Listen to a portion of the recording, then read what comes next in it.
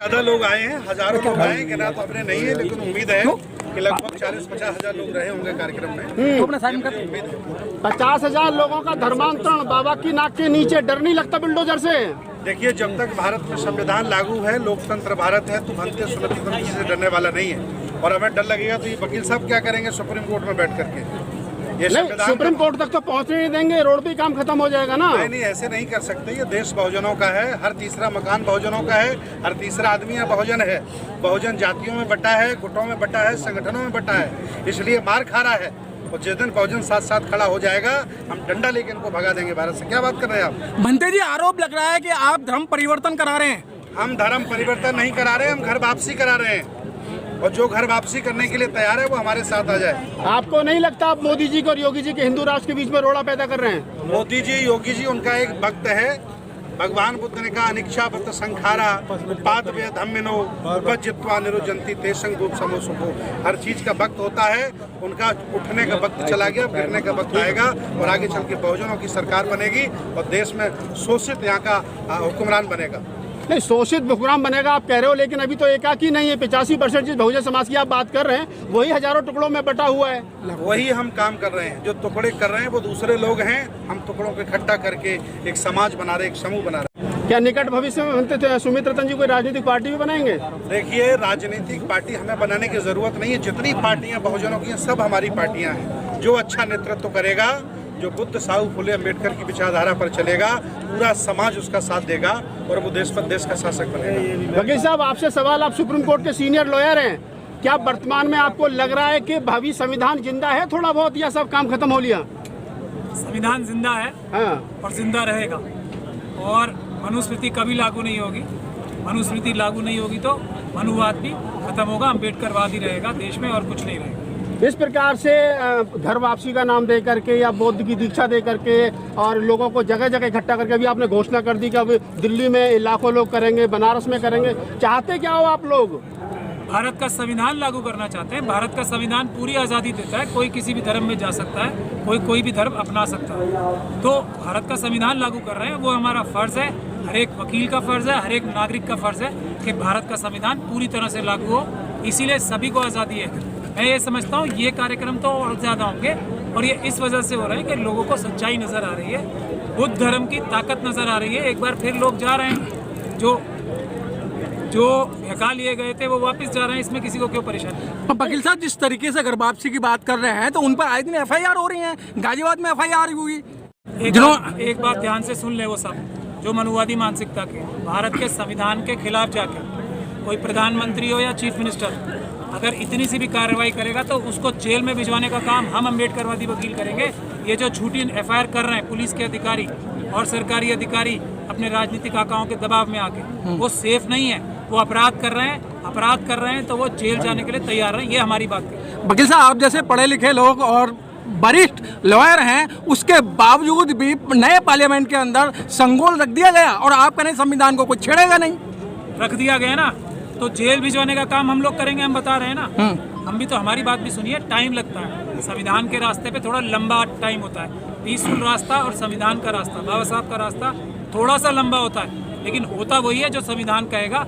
ये सब लोग जो आज संविधान तोड़ के ये सब हिंदू राष्ट्र बनाने की बात कर रहे हैं, वो जेलों में आपको मिलेंगे, लंबे समय के लिए जेलों में मिलेंगे, ऐसा हम वादा कर रहे हैं। बनते सुमित रंजन जी, मेरा एक सवाल है, जिस तरीके से RSS के साथ में 40,000 से ज्यादा संगठन मिलकर काम कर रहे हैं, क्या आपके पीछे भी कोई ऐसी शक्ति लगी हुई है जो आप बार बार निरंतर जो है नई जगह पे जो है धर्मांतरण करा रहे हैं?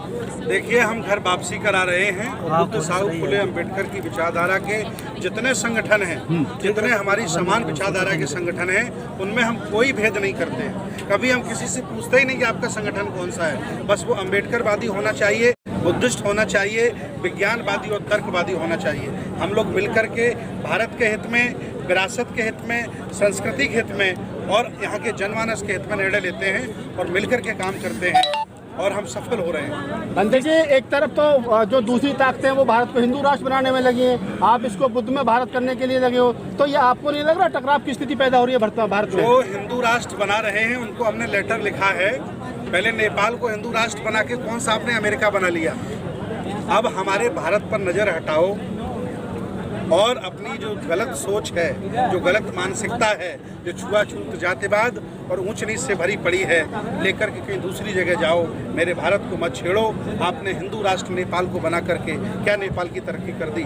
आज नेपाल लगभग 100 देशों से भी पीछे चल रहा है। नेपाल था ना हिंदू राष्ट्र। भीमराव जी, आपसे एक सवाल है। आप महाराष्ट्र से चल करके आए हैं, बाबा साहब का बिलड है।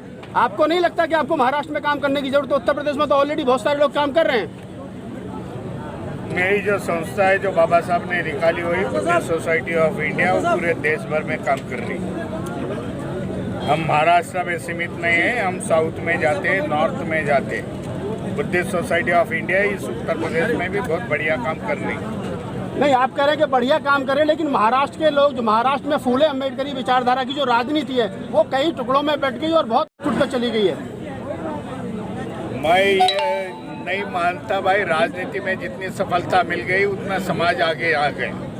मैं इस पर निर्भर करता हूँ भाई, समाज में शिक्षा के प्रमाण कितने हैं। मैं इस पर निर्भर करता हूँ भाई, हमारे अधिकारी कितने हैं, IAS अधिकारी कितने हैं। 2-4 आमदार चुन के आने से कोई राजनीति और कोई समाज आगे नहीं जाता। ये प्रमाण जो है वो गलत है, ऐसा मैं बताना चाहता हूँ। भीमराव जी, जब बाबा साहब ने जितने संगठन बनाए थे, वो अधिकतर सारे संगठन टूट गए हैं। और संगठन टूटे ही नहीं, काफी हजार तादाद के अंदर उनका दूसरे संगठनों में विलय हो चुका है। बाबा साहब ने जो संगठन है वो मैं चला रहा हूँ, बुद्धिस्ट सोसाइटी चला रहा हूँ, समता सैनिक दल चला रहा हूँ, एजुकेशन सब बुद्धिस्ट सोसाइटी के सर 8 धड़े हो गए हैं, RPI के भी मतलब 36 धड़े हो गए हैं, समता सैनिक दल के सर 10 हो गए हैं। बुद्धिस्ट सोसाइटी के 3 ग्रुप थे, हम लोग तीनों भाई इकट्ठा। अभी आप ही के परिवार में आपस में डिस्प्यूट चल रहा है। राजरत्न अम्बेडकर जी कहते हैं कि वो राष्ट्रीय अध्यक्ष हैं, इधर आप कहते हैं हम राष्ट्रीय अध्यक्ष हैं। कैसे माना है? समाज को तो आप ही, बाबा साहब ने कहा था संगठित रहिए, तो आप ही संगठित नहीं है। जो अध्यक्ष मानेगा तो उसको तुम्हारा सवाल पूछने का भाई कायदे से ये अध्यक्ष है तो कोर्ट का कॉपी दिखा दो, ये आपके पास उपलब्ध है भाई, वो मांग लो। चलिए, धन्यवाद।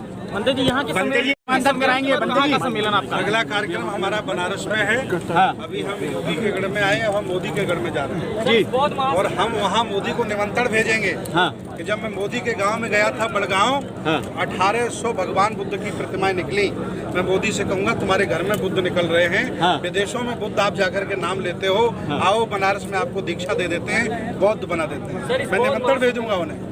क्या लगता है आपके द्वारा किए गए कार्य से भारत बौद्ध में बन जाएगा? हाँ, बिल्कुल बनेगा। ये प्रयास है और ये प्रयास सब लोगों के द्वारा साझा किया जा रहा है। ये कार्यक्रम हमारा नहीं है और न ही किसी एक व्यक्ति का है, सारे समान संगठनों का है, सब लोगों का साझा प्रयास है।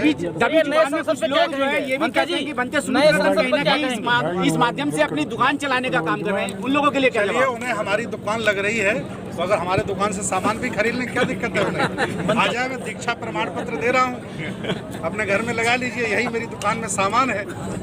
आखिर दाल चावल तो बेचता नहीं। आखिर में चलते चलते क्या संदेश देना चाहते हैं अगले प्रोग्राम के लिए? देखिए, दूसरों को संदेश देना हमने बंद कर दिया। मैंने कसम खाई है कि मैं अपनी महफिल में दुश्मन की चर्चा नहीं करूँगा। मैं किसी भी सामाजिक धार्मिक कार्यक्रम में उन लोगों की चर्चा नहीं करूंगा जिन्होंने हमारे पुरुषों को मारा है, जिन्होंने हमारे देश को बर्बाद किया। मुझे भगवान बुद्ध से लेकर मान्यवर साहब तक जितने भी संत गुरु महापुरुष आए हैं, उनकी विचारधारा को, उनके दर्शन को बढ़ाना है।